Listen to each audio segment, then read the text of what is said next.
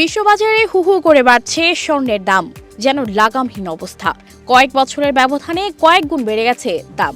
বিশ্ববাজারে চলতি বছর প্রতি আউন্স স্বর্ণের দাম উঠেছিল রেকর্ড $2,400, বাংলাদেশি মুদ্রায় যার পরিমাণ 2,63,625 টাকা। বিশ্ববাজারে স্বর্ণের দামের এই যে নাটকীয় উঠানামা, আন্তর্জাতিক বাজার বিশ্লেষকদের মতে এটি পুরোপুরি স্বাভাবিক নয়। তাদের ধারণা, অস্থিতিশীল স্বর্ণের বাজারের পেছনে কারিগর বিশ্বের সর্ববৃহৎ স্বর্ণ উৎপাদনকারী দেশ চীন। কারণ দেশটিতে মূল্যবান এই ধাতু ক্রয় এবং সঞ্চয়ের প্রতি আগ্রহ বাড়ছে লাগামহীনভাবে। মার্কিন সংবাদ মাধ্যম ব্লুমবার্গ জানিয়েছে, চীনের কেন্দ্রীয় ব্যাংক, বড় ব্যবসায়ী ও বিনিয়োগকারী থেকে শুরু করে খুচরা পণ্য বিক্রেতা, এমনকি সাধারণ লোকজনও যে যেভাবে পারছে স্বর্ণ কিনছেন ও মজুত করছেন।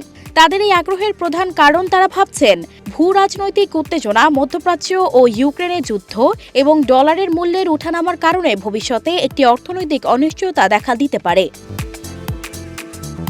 আন্তর্জাতিক বাজারে এতদিন পর্যন্ত যুগপৎভাবে স্বর্ণের সবচেয়ে বড় ক্রেতা ছিল চীন ও ভারত, কিন্তু গত বছর চাহিদার নিরিখে ভারতকে ছাড়িয়ে গেছে চীন।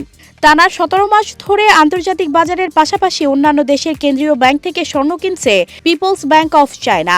ধারণা করা হচ্ছে 2024 সাল জুড়েও এই ধারা অব্যাহত থাকবে।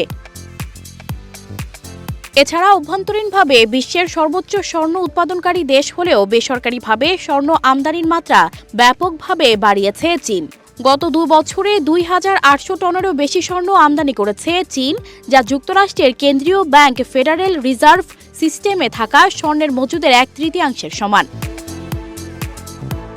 সানজিদা রহমান, প্রবাস খবর।